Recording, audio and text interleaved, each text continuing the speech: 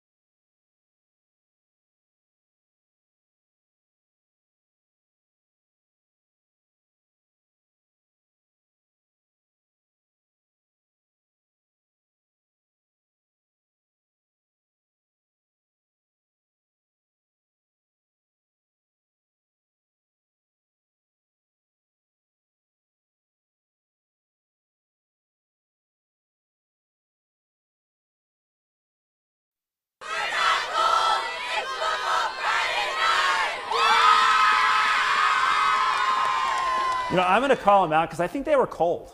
They were not. I think they were not cold. It was cold out there. They were in the blackout uniforms. They were looking great, just like this Panorama team. One of the dopest intros I've ever seen. Dopest, is that a word, I guess? Sure. All right, we'll wild make it a card, word. Panorama. What do we got? Yes, this is Panorama, led in by an ambulance. It was awesome. They hosted South Central Calhoun for senior night.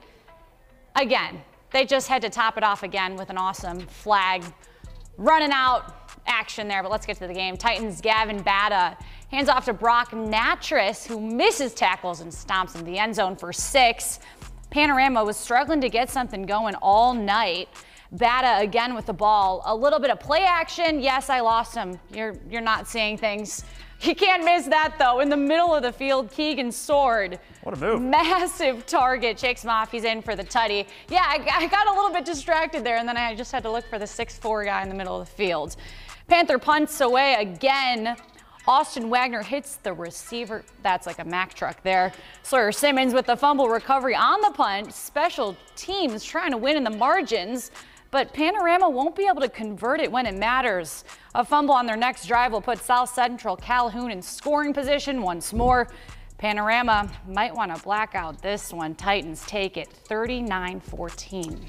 Shannon, I have a question. Who lives in a pineapple and went to Waukee? That's These creative. guys, that was Tyler Wiederhoff, or Cowboy, as I should say. Too bad they had to play top-ranked Southeast Polk. That's who came up with the line, I should say. Rams kept it up on the ground early. Connor Moberly sneaks it in.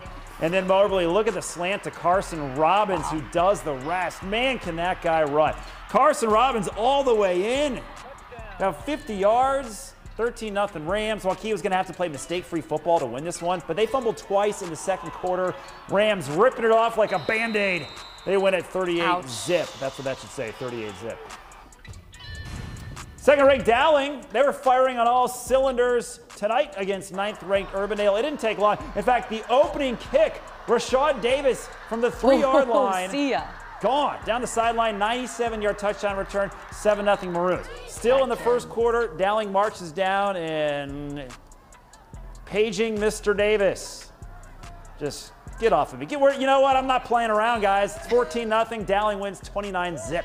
That kid is unreal, Scott. Let's talk about the Roosevelt fans because they were having a great time. They're always having a great time. That silly string in the house, but it was Centennial who was having fun on the field. Centennial on defense, Reed Anderson, that big tackle. The Jags were up 20-0 in the second quarter. Roosevelt lost QB Jakari Patton to an injury in the second. It was all Jags, no breaks. Elijah Porter had a big night as well. Centennial won 43-7. In 7th-ranked Ankeny was in trouble at home against Liberty. Liberty and White, they scored late in the third up the gut to go up by 1 point, 21-20. The Hawks would answer the call. Caden Hanks, a clutch TD run, gives them a 10-point lead. Comfortable and easy, Ankeny survives 40-21. Let's go to Pleasantville, hosting Eddyville, Blakesburg, Fremont. The Rockets in town. Peeville having a night at home, I should say. Freshman quarterback Braylon Bingham. No one open. I'll take care of it. 7-0 Trojans. They're loving it. And then here's the Rockets man, Russ McCray, deep to Brooks Moore. Missile. Nice play. Drive would eventually stall. Pleasantville's Caleb Cook. You can't stall this guy. Powers across the goal line. 21-0 in Pleasantville on senior night. Sends the fans home happy. 35-0. Hey, who was the fan of the night? Show you up next. Get caught up on local news, originals, and more. Download the Very Local app and stream for free today.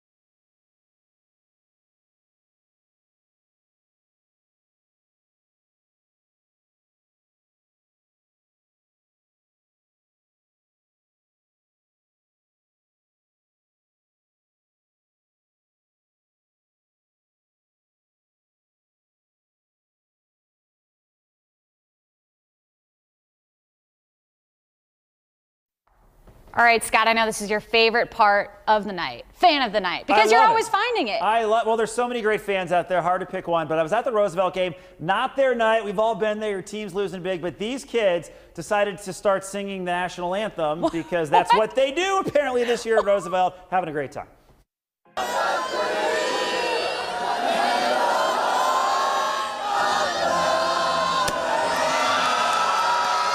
Rockets red glare, the powder goes everywhere. I love it. Thanks everyone for watching. Have a great weekend.